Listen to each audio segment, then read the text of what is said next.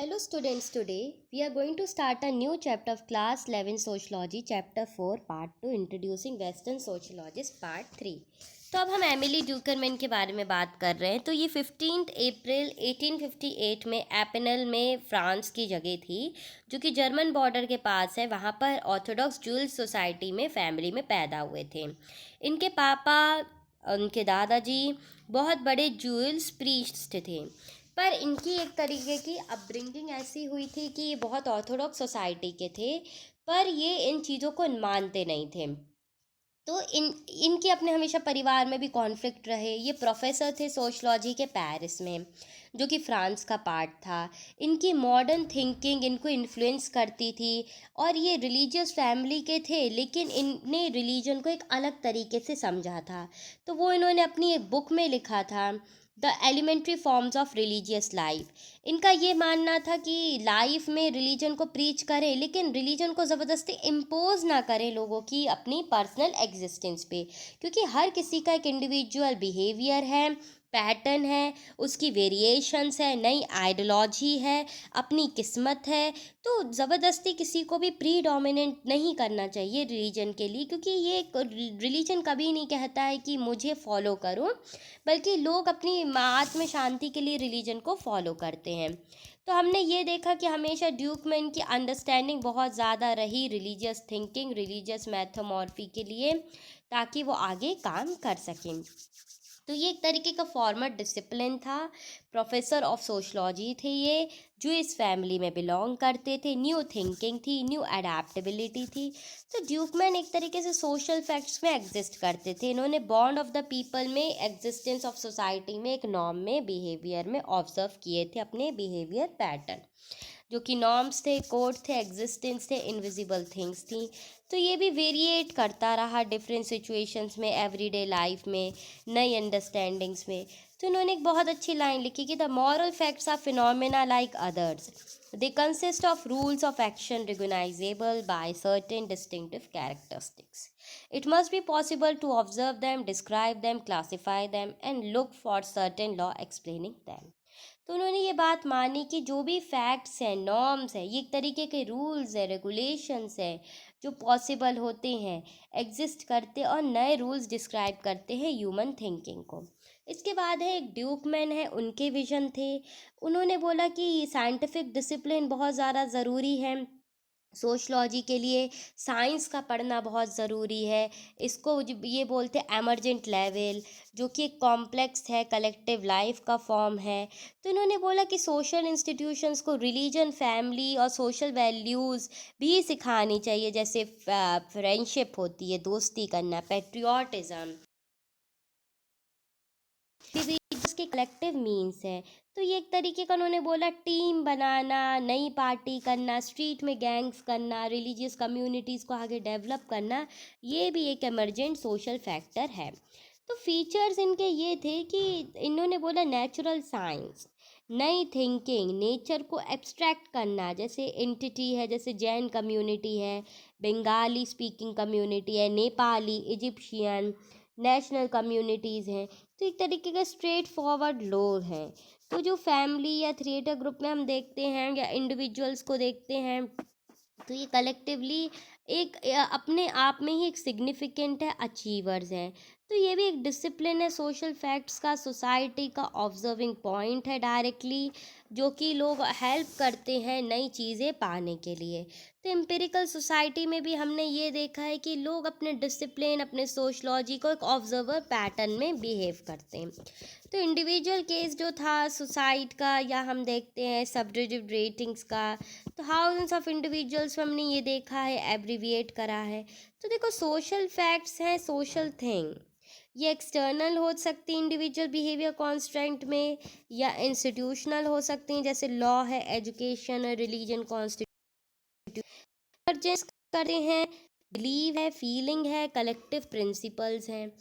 तो ये हेल्प करता है division of labour in society में। तो देखो, इन्होंने एक किताब लिखी थी, division of labour in society, जो कि डेमोन्स्ट्रेट करती है, एनालाइज करती है और बताती है कि how labours should be treated in the modern era. तो इन्होंने क्लासिफाई करा कि सोसाइटी को, नेचर को कैसे लेबर्स को ट्रीट करना चाहिए, उनको मशीन की तरह नहीं समझना चाहिए, उन्हें इंसान की तरह भी समझना चाहिए। जैसे हर पर्सन की एक कैपेसिटी होती है और उस कैपिटल में उनको काम करना ज़रूरी, उनको एक तरीके से मारना पीटना या गंदा बोलना या पनिशमेंट देना ये ज़रूरी नहीं है। तो कम्युनिटी में इंटीग्रेशन, टॉलरेंस होना बहुत ज़्यादा ज़रूरी है, जो कि हेल्प करता है पॉपुलेशन ऑफ द कंट्री को बढ़ाने के लिए। तो जो भी सोशल इंटरपर्सनल क्वालिटीज़ आती हैं, कॉन्टेक्ट्स आते हैं इंस्टीट्यूशन में, सेल्फ सफिशिएंट होते हैं और ये भी डिपेंडेंट होते हैं फॉर द सर्वाइवल। तो जो भी इंडिविजुअल्स हैं जो अपनी नीड्स के लिए या अपने एक पूरे बॉन्ड के लिए आगे बढ़ रहा है या मॉडर्न सोसाइटी को रिस्ट्रिक्टिव नेचर में कर रहा है, रिप्रेसिव एम कर रहा है, तो वो भी अपने में एक सुधारीकरण ला सकता है। तो देखो, अगर हम जाने कि फीचर्स क्या हैं मॉडर्न सोसाइटी के, तो ये सिमिलर गोल्स हैं, चाहे वो वॉलेंट्री ग्रुप्स हों, एसोसिएशंस हो, डिस्टिंक्ट फीचर्स अपने मेंबर्स में, इंडिविजुअल कॉन्टेक्स्ट हो, जो कि डिस्टिंक्ट आइडेंटिटी में रोल प्ले करता है। तो चाहे अगर हम देखें कि क्वांटिटी में क्या रोल प्ले करेगा, चाहे फूड, क्लोथिंग, शेल्टर, एजुकेशन हो, इंट्रैक्शन हो, तो ये भी इंटरपर्सनल रूल्स एंड रेगुलेशंस आ जाते हैं, जो कि लोगों को समझना बहुत ज़्यादा ज़रूरी है और लोगों को वो मेंटेन करना भी बहुत ज़्यादा ज़रूरी है। तो डिवीज़न ऑफ लेबर अगर हम देखें तो एक तरीके का इन्होंने सबसे ज़्यादा लोगों के लिए काम करना, लोगों के बारे में जानना और सोसाइटी का जो मध्यम वर्ग है और जो अपर क्लास है, जो कि एक तरीके से इन लोगों को डीमोरलाइज करता है, उनको सिखाने का इन्होंने काम करा। तो वेबनर एक बहुत बड़े जर्मन सोशल थिंकर थे अपने समय के, और ये फिजिकल मेंटली इल थे अपनी बीमारी में, पर इन्होंने एक लेगेसी क्रिएट करी। इनने स्टडी करा यूनिवर्सिटी ऑफ गॉटिंगटन बर्लिन में, अपना डॉक्टरल सबमिट करी, नए तरीके की पढ़ाई करी और एक तरीके से देश को साथ करा। इन्होंने बहुत सारी बुक्स ट्रांसलेट करी अपनी डेथ के पहले। तो ये बहुत बड़े एक तरीके से नेतृत्व भी कर रहे थे, साथ में नई आइडियोलॉजी थिंकिंग ला रहे थे for the functioning of the people in the government prospective. फिर इसके बाद एक्टिविटी 3 है 78 पेज में, तो ये भी हो जाएगी। इसको एक बार रीड कर लेना कि क्या आर्ग्यूमेंट्स होने चाहिए मैक्स वेबनर की थिंकिंग आइडियोलॉजी में। तो जब मैक्स वेबनर ने अपनी राइटिंग्स लिखी रिच लेगेसीज के बारे में, तो उन्होंने बताया कि सोशल एक्शन और पावर भी डोमिनेंट रोल प्ले करता है सोसाइटी में अपने रिलेशनशिप्स के लिए।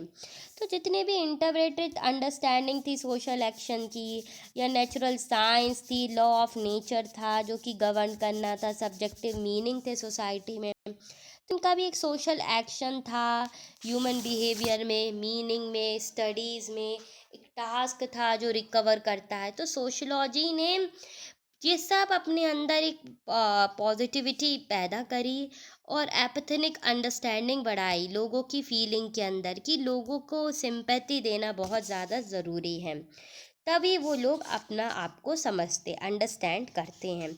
तो जो भी वेबनर्स थे, तो इन्होंने डिस्कस करा ऑब्जेक्टिविटी के बारे में, जो कि उनको कल्टीवेट करती है। तो कोई भी फीलिंग हो, चाहे वैल्यूज़ की हो, प्रेजुडाइज की हो, आइडियल्स की हो, तो ये सारी मीनिंग्स डिस्क्राइब करते हैं लोगों की समझ को। तो एम्पैथिक अंडरस्टैंडिंग बहुत ज़्यादा ज़रूरी है, सोशल अंडरस्टैंडिंग बहुत ज़्यादा ज़रूरी है, ये एक नया ऑब्जेक्टिविटी प्ले करती है सब्जेक्टिव मैनर्स में। तो अगर हम बात करें एम्पैथिक अंडरस्टैंडिंग की, तो देखो जो भी सोशलॉजिस्ट है उनको फेथफुल रहना चाहिए अपने सब्जेक्ट में, लोगों के लिए उन्हें काम करना चाहिए। तो उनको लोगों को डिस्क्राइब नहीं करना चाहिए, जज करना चाहिए, फील नहीं करना चाहिए, बल्कि उनकी ऑब्जेक्टिविटी को वैल्यू न्यूट्रलिटी में रखना चाहिए। तो जो भी वेबिनार में अगर हम देखेंगे कि सोशल साइंटिस्ट जो भी थे सोसाइटी में इंटरप्ट कर रहे थे, इनकी एक बिलीफ थी, प्रजाइज थे, इनकी एक विल थी, एक अंडरस्टैंडिंग थी, तो जो आगे काम करना चाहते थे।